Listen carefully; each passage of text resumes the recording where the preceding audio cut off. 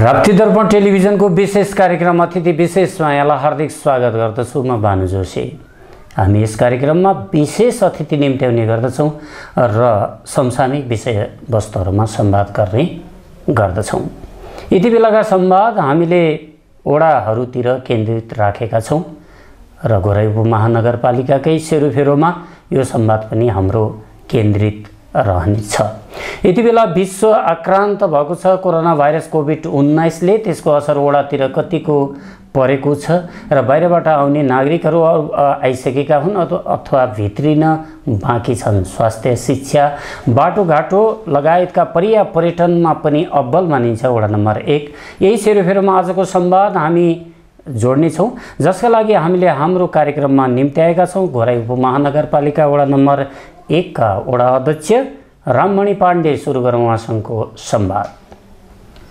यहाँलाई कार्यक्रममा हार्दिक स्वागत छ। नमस्कार। म पनि अब लगभग 3 वर्ष 1 महिना जति भयो, कार्यकाल लामो भयो। यहाँले यो अवधिमा सबैभन्दा बढी बिर्सिनै नसक्ने के काम चाहिँ गर्नुभयो? 3टा काम गर्यो। जस्तै पहिलो यो अवधिभित्र, यो 3 वर्षभित्र मतलब परिणाम आइसकेका छ। यो भूगोलकै हिसाबले, यो सङ्घीयताको हिसाबले यो वडा घोराइ उपमहानगरको 1 नम्बर वडा पहिलाको रामपुर गाविस हो। त्यो भित्र रामपुर गाविसलाई 2टा वडामा विभाजन गर्यो र यो वडा कस्तो भन्दाखेरि चराको जस्तो, यहाँ कार्यालय, कुनै सङ्घ संस्था, सहकारी समूह केही पनि नभएको त्यस्ता वडाहरू, मतलब गाविस हुँदाको वडाहरूलाई मिलाएर घोराइ उपमहानगर 1 भन्ने थियो। हामी पहिला भाडामा लिएर बसेका थियौँ भने अहिले कार्यालयमा सरहरू आइसक्नु भएको छ। यसको परिणाम हो यो। कार्यालय स्थापना गर्ने काम गऱ्यौँ, स्वास्थ्य चौकी स्थापना गर्ने काम गऱ्यौँ।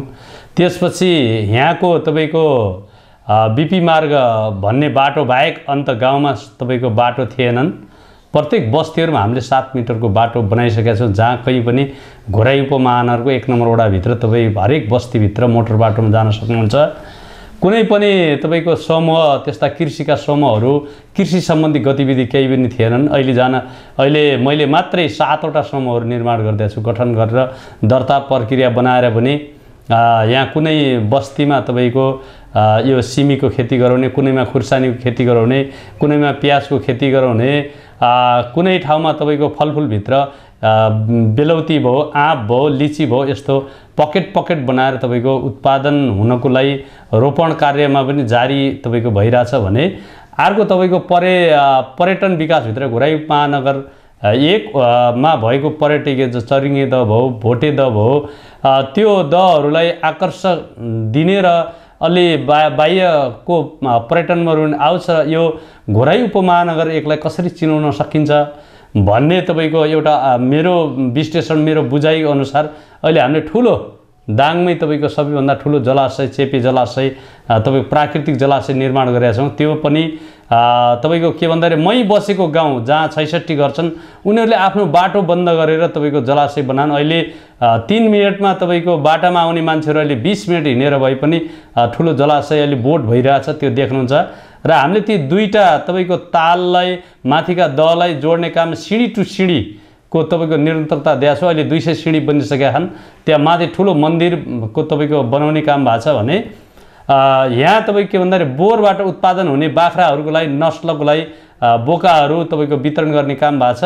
र जो छितरेर रहेका थोरै 15वटा 20वटा 5वटा बाख्रा पाल्ने किसानहरूलाई 50-100 सम्म पाल्न लगाइएको छ भने तपाईँको गाउँ बस्तीमा भएका बाख्राका खोरहरूलाई सुधार गर्ने काम भएको छ। गएर हेर्नुभयो भने आधुनिक खोरहरू तपाईँको देख्नुहुन्छ। पहिला जस्तो झुरेपुते खोर छैनन् कि अहिले तपाईँको तार जाली लाएर ढाकढेक तपाईँको हिसाबको व्यवसाय उन्मुख किसानहरू बनाउने काम हामीले गरेको छ। यो 3 वर्षको पिरियडभित्र मलाई त के लाग्छ भन्दाखेरि मेरो विश्लेषणमा, मेरो बुझाइमा भनेको अब परिणाम देखिया छ। परिणाम देखिसक्या हुनाले म तपाईँ के भन्दाखेरि आफ्नो कार्यकालभित्र जुन उद्देश्यले म वडामा चुनाव लडाएको थिएँ, त्यो उद्देश्य भनेको यहाँ 3टा कुराको सुधार गर्छु भन्ने थियो। त्यो मध्ये कृषि, पर्यटन, त्यसपछि स्वास्थ्य र शिक्षाको सुधार गर्छु भनेर तपाईँको जुन किसिमले आएको थिएँ, म तपाईँको खुसी छु। र मैले जिम्मेवारी लगभग जनतासँग मैले जुन प्रतिबद्धता व्यक्त गरेका थिएँ त्यो पुरा गरिसकेको छु जस्तो लाग्छ। अब हामीले जस्तै अब महत्त्वपूर्ण काम मध्ये स्वास्थ्य क्षेत्रमा पनि यहाँले सुधार गर्नुभयो, स्वास्थ्य चौकीको स्थापना गर्नु। हजुर। अब यो स्वास्थ्य चौकीबाट नागरिकले अहिले कस्ता किसिमका सेवाहरू पाइरहेका छन्? कुन कुन बिरामीहरू अब निःशुल्क औषधि वितरणका कुराहरू पनि हुन्छन्, कस्तो सेवा पाइरहेको छ? यहाँबाट तपाईँ के भन्दा राज्यले दिने जुन निःशुल्क सुविधा छ, जो तपाईँको यहाँ पहिला मैले के गरेँ भन्दाखेरि आमा समूहहरू सशक्तिकरण गर्ने काम गरे। जो तपाईँको नामको मात्रै मिटिङ गर्थे नि त्यहाँभित्र तपाईँको स्वयंसेविकाहरू राखेर उनीहरूलाई सशक्तिकरण, स्वास्थ्य सम्बन्धी उनीहरूलाई चेतना दिने काम गरे। स्वास्थ्यभित्र यो चिज पाइन्छ, यहाँ जानुभयो तपाईँहरूले यो गर्नुपर्छ, चाहे शिशु हुन् यो बच्चाहरूलाई त्यहाँ स्वास्थ्य केन्द्रसम्म पुर्याउनुपर्छ, गर्भिणी आमाहरूले यो गर्नुपर्छ र यो चिज खानुपर्छ भन्नेको पहिला मैले जनचेतना दिने काम गरेँ। र तिनीहरूलाई तपाईँको के भन्दाखेरि तिनीहरू जब सक्रिय हुन थाले अनि राज्यले दिने सुविधा जे छन् त्यो सबै सुविधा भित्र स्वास्थ्य चौकी जो तपाईँ नगर स्वास्थ्य क्लिनिक भन्छ त्योबाट हुने सेवा सुविधा सबै सबै दिनुभएको छ। नागरिकमा कतिको चेतना फैलिएको छ त?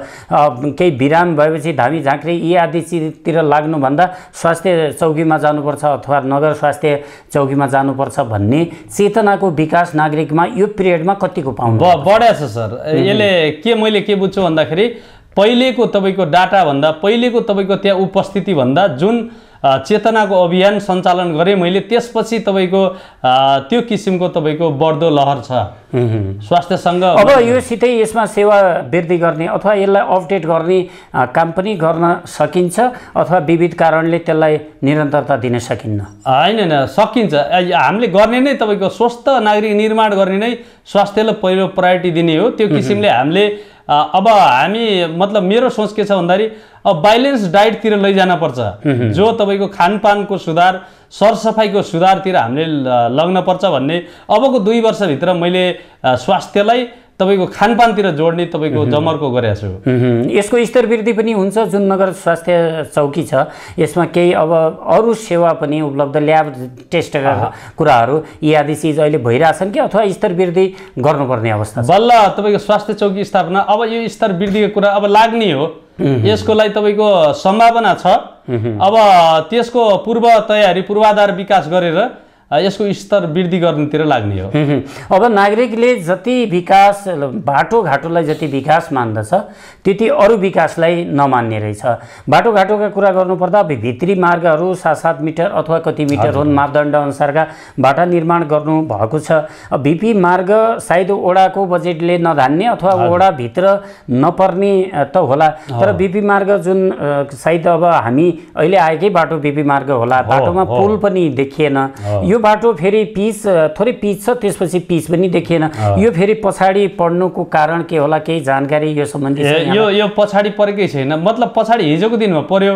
अहिले यो बाटो हाइलाइट छ, सघन शहरी विकासले ठेक्का दिएको छ। यो 3 वर्ष मलाई लाग्छ तपाईँहरूले आउँदाखेरि हिलो खाल्टा त्यस्तो भेट्नुभयो होला, तर अहिले तपाईँ के छ भने यो 3 वर्षभित्र पिच हुने हो। त्यो अनुसार ठेकदारले काम गरिरहेछ, पेटीहरू बनाइरहेछ, नालाहरू बनाइरहेछ। मलाई लाग्छ आइसलसम्म तपाईँको यो बाटो पिच हुन्छ। यो जुन बिपी मार्ग हो यो सिमलतारासम्म र अरू बाँकी तपाईँको के भन्दाखेरि हामी चरिङ्गे जाने बाटोलाई जोड्न तपाईँको खोजेको छौँ। त्यहाँ पिच तपाईँको कति भन्दाखेरि लगभग 200 मिटर हामीले पिचमा हालिसकेका छौँ होइन। अब यो भित्री अब गाउँका मार्गहरू नत्र 1 नम्बर वडालाई भूगोलका हिसाबले हेर्नु भने माथि बङ्गलाचुलीको सिमाना हो, हर्नक काउले भन्ने ठाउँ पनि यसैमा पर्छ।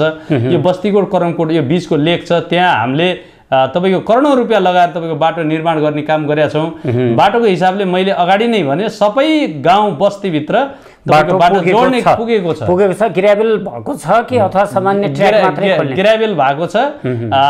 कुनै तपाईँको अहिले गत वर्ष मात्रै ट्र्याक खोल्यामा जस्तो यो करमकोटदेखि तपाईँको काउले जोड्ने सडकभित्र तपाईँको ट्र्याक खोल्ने काम भएको छ र जोइन्टली भएको छ। अब कृषिका कुरा गर्नुपर्दा पनि कृषि समूह गठन 7वटा जति गठन गर्नुभएको रहेछ। प्रत्येक वर्ष फेरि किसानलाई मलखादको अभाव हुने, बिउ बिजनको अभाव हुने, बिउ बिजन जेन तेन ल्याए पनि मलखादको लागि सधैँ किसानलाई अभाव हुने गर्छ। तर यो वर्ष भयो कि भएन अथवा मलखादका लागि किसानलाई अभाव हुन नदिनका निमित्त ओडाले खेलेको भूमिका कस्तो रह्यो? अब रासायनिक मल तपाईँको हाम्रो देश बाह्य निर्भर छ, आत्मनिर्भर छैन। अब यो किसानहरूले नै बुझ्ने कुरा हो। हाम्रो वडालाई सकभर जुन आथ्यो मल त्यो बेला नै तपाईँहरूले ल्याइहाल्नुहोस् भन्ने कुरा गरेका थियौँ र त्यस्तो अभाव खड्केन यो वडाभित्र। मलाई के लाग्छ भन्दाखेरि हामी बाह्य तपाईँको हुनभन्दा हामीसँग वनपात सेउला प्रशस्तै छन्। अब हामी यसलाई तपाईँको सुधारमा कम प्राङ्गारिक मल भन्छ, कम्पोस्ट मल भन्छ, गोठे मल भन्छ, यो मल बनाएर यसलाई न्यूनीकरण गर्नुपर्छ भन्नेतिर गएर चाहिँ अबको दिनमा हामी भकार सुधार गराउँदै तपाईँको खाडल सुधार गराउँदै र तपाईँको प्राङ्गारिक मलतिर हामीले जोड दिने र यसलाई न्यूनीकरण गर्ने, रासायनिक मलको आयातमा कम गर्दै कम्पोस्ट मल गोबर मललाई बढावा दिने त्यो नीति लागू। त्यसमा फेरि वडाले केही त्यो अनुदानका कुरा हो अथवा किसानलाई आकर्षित गर्नका निमित्त केही गर्नुपर्छ कि आफै आकर्षित हुन्छ? आकर्षित त्यो भित्र पनि के भन्दाखेरि किसानहरूलाई मैले अगाडि भन्ने सरलाई कृषिभित्र तपाईँ सशक्तिकरण गर्ने काम भएको छ। तपाईँलाई म देखाइदिन्छु, तपाईँको 50वटा त भकार सुधार गत वर्ष मात्रै भएको छ कुरो। तपाईँको अब मैले अध्ययन गर्दाखेरि मैले के बताएँ, जो वनको नजिक रहेका गाउँ बस्ती छन् त्यहाँ मल खाडल नै सुधार गर्ने। अहिले तपाईँ के छ भन्दाखेरि मल यदि प्राङ्गारिक मल कुनै किसानले उत्पादन गर्छ भने त्यसको पनि बजार छ, उसले मल बनाएर मात्रै बेच्ने काम पनि गर्न सक्छ। त्यस्तो किसिमको उनीहरूलाई चेतना छैन। यो चेतना दिएर यो काममा लगाउन पर्छ कि एउटा रोजगार पनि हुने भयो, आय आर्जन पनि हुने भयो र यो देशको माटो पनि तपाईँको सुधार हुने भयो। यो तीन पक्षले गर्दाखेरि तपाईँ वातावरणीय हिसाबले भन्नुहुन्छ कि हरेक कुराले फाइदा छ, यो किसिमसँग जोड्ने कि भन्ने जस्तो मैले सोचिरहेको छु। अब परम्परागत कृषि प्रणालीतिरै किसान त लागु त्यतातिर लागेको अवस्था पनि छ। अब चाक्लाबन्दीका कुरा गर्छ, भूमि सुधारका कुरा गर्छ। यहाँ त अलि धेरैवटा अध्यक्षमध्ये यहाँको भिन्नै आफ्नै महत्त्व पनि छ, भूमिका पनि छ र त्यो स्तर, त्यो विश्लेषण गर्ने स्तरमा पनि तपाईँ हुनुहुन्छ के साँच्चै चाक्लाबन्दी सम्भव भएर अब यो परम्परागत कृषि प्रणालीलाई विदाय गरेर आधुनिक कृषि खेतीतिर किसानहरूलाई उन्मुख गर्न सकिन्छ? अझै कति समय लाग्ला त्यो अवधिसम्म पुग्न? होइन, सकिन्छ सर। किन सकिन्छ भन्दाखेरि अहिले नै सुधार भएको छ कि। मैले त्यही भएर भन्छु परिवर्तन के हो। पहिला तपाईँको लेडे गोरु जोत्ने मान्छेले ट्र्याक्टरले जोत्छन्, अहिले जानुभयो भने ट्र्याक्टरले जोतिरहेछन् होइन। त्यसपछि तपाईँ के भन्दाखेरि पहिला एक बाली मात्रै खेती गर्थे मान्छेले दुई बाली खेती गरिरहन्, अनि घुसुवा बाली खेती गरिरहन्। बालीमा परिवर्तन गर्ने कुराहरू पहिला हाम्रो बाजेको पालाको बिउ रोपिरहन्थ्यो भने अहिले आधुनिक बिउ, उन्नत बिउहरू ल्याएर रोपिरहन्। एकजना तपाईँको के हो भन्दाखेरि यही घटना प्रसङ्ग म तपाईँलाई एउटा गाउँमा मैले तपाईँको मकैको मूल बिउ उत्पादन गर्न लगाइदिएँ। त्यो गत वर्ष तपाईँको ठुलो खडेरी भयो। पहिला मेरो नाममा त्यो मकैको बिउको नाम मेरो राखेँ, तर जब फल्यो त्यो मकै, ओहो अध्यक्षले त राम्रो बिउ ल्याइदिनु भएको रहेछ, बिउ त यो हामीले छर्न पर्ने रहेछ भन्ने। तर यो वर्ष त्यही मकै छरे फेरि, अनि मकै छरे के रहेछ त मकैको हालखबर भन्दाखेरि हात तेरिके राम्रो रहेछ, ल तपाईँ आउनुहोस् हामीले के गर्नुपर्छ, हामीले त्यो गर्छौँ भन्ने कुरा गरेँ। त्यो भावनाले के भन्दाखेरि बिउ फेर्न पनि तपाईँको सिकेँ।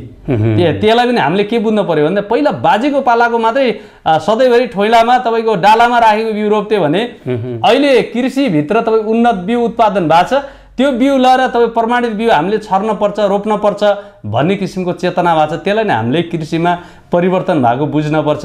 दोस्रो, पहिला गोरुले जोत्ने मान्छेले ट्र्याक्टरले जोतिरहन्, त्यो पनि हामीले परिवर्तन भएको बुझ्नुपर्छ। तेस्रो तपाईँको के भन्दाखेरि पहिला एकै बाली मात्रै, जो तपाईँ के भन्छ सागको बेला सागै साग मात्रै, आलुको बेला आलु मात्रै र तपाईँ सिजनल तपाईँको तरकारी गर्थे भने अहिले तपाईँ के भन्दाखेरि अन्य तपाईँ के भन्दाखेरि टमाटर पनि लगाछन्, तपाईँ बन्दा लगाछन्, काउली लगाछन्, अनि भेराइटीका हिसाबले विभिन्न लगाछन्। बेमौसमी तरकारी खेतीतिर पनि किसान आकर्षित छन्। यसका अतिरिक्त अब बोयर बाख्रा आदि चिजहरू पालनतिर त किसान लागे। जस्तै पकेट एरियाको रूपमा दुध उत्पादन गरेर बाहिर बजार पनि नजिकै छ, यहाँ त त्यो धेरै समस्या त बजारको नहोला। दुध उत्पादनतिर, पशुपालनतिर कतिको आकर्षित छन् किसान? दैनिकी हाम्रो तपाईँको घोराइप महानगर 1बाट 500 लिटर दुध त घोराइप महानगर जान्छ। घोराइप महानगर बजार खाली छ, नेपालगञ्जदेखि तपाईँको देउखुरीसम्मको दुध आउँछ। अब यो विश्लेषण भएको छ मेरो टेबलमा हेर्नु भने मैले हाम्रो नेपाल सरकारले तपाईँको चाहिने ब्याजमा अनुदान कार्यक्रमको सूचना खोलेको छ। म त्यसको अध्ययन गरिरहेको छु कि जो ब्याजमा अनुदान, यदि सरकारले ब्याजमा अनुदानको यो कार्यक्रम त्यो सहकारीलाई भनेको छ, उसले सहकारी भन्दा अरू भने होइन, सहकारीको माध्यमबाट तपाईँको ब्याजमा अनुदान तपाईँको ल्याउन सक्यो भने मेरो सोच भनेको एउटा चिस्यान केन्द्र यहाँ स्थापना गर्ने, साँझको हाम्रो अहिलेसम्म तपाईँको बिहानको मात्रै दुध बजार जाने गरेको छ, साँझको नि यही चिस्यान केन्द्रबाट खपत गराएर अरू व्यावसायिक रूपमा के गर्ने भन्दाखेरि यो ब्याजको अनुदानको पैसा किसानहरू ल भैँसी किन या गाई किन भनेर तपाईँको लगानी गरेर भए पनि यसलाई दुग्ध उत्पादनको हिसाबले नै अगाडि बढाउन पर्छ भन्ने लागेको छ। यिनी रोजगारीका अवसरहरू सिर्जना वडाभित्रै पनि गर्न सकिन्छ भन्नुहुन्छ। यसका अतिरिक्त अरू थप युवाहरूलाई स्वरोजगार बनाउनका निमित्त कस्तो नीति अपनाउनु भएको छ? अब मैले सकभर मैले सरलाई अगाडि मतलब मैले भनिसकेँ कि यहाँ तपाईँको व्यवसाय उन्मुख बनाउन खोजिरहेको छु। मैले तपाईँ के भन्दाखेरि सम्भावनायुक्त पहाडमा कागती रोपा छु, लगभग 1500 बुटा कागती अहिले 3 वर्षका भए। त्यहाँका किसानहरूलाई मैले के भनेको छु भन्दाखेरि तपाईँहरू फलफुल खेती मात्रै गर्नुहोस्, अर्को खेती गर्नु भने खुर्सानी खेती मात्रै गर्नुहोस् पहाडमा, किन भन्दाखेरि खुर्सानीलाई तपाईँ कम पानी चाहिन्छ। एउटा साइडमा फेरि तपाईँ के भन्दाखेरि केजी बेलौतीको मात्रै खेती गराएको छु, त्यहाँ तपाईँको 2000 बुट्टा रोपा छु, त्यो अहिलेदेखि फुल्न सुरु गरेको छ यो 3 वर्ष यो आउँदाखेरि। यस्तो तपाईँको बाख्रा पाल्ने साथीहरूलाई बाख्राको व्यवस्थापन गराएको छु र केही तपाईँको 15 जना जति युवालाई मैले स्थानीय कुखुरा यो जसको तपाईँ के भन्दाखेरि उत्पादन घट्दो छ, यसलाई तपाईँ के भन्दाखेरि आवश्यकता तपाईँको चाहिने बढी छ, फेरि त जो कोहीलाई पनि अलि पैसा हुनेहरूले लोकल भए हुन्थ्यो भन्ने कुरा गरे सुन्दाखेरि यसको पनि बजार छ भनेर केहीलाई त्यो किसिमले लगाएको छु भने मतलब यहाँ तपाईँको योजनाबद्ध ढङ्गले व्यवस्थापन गर्दैछु।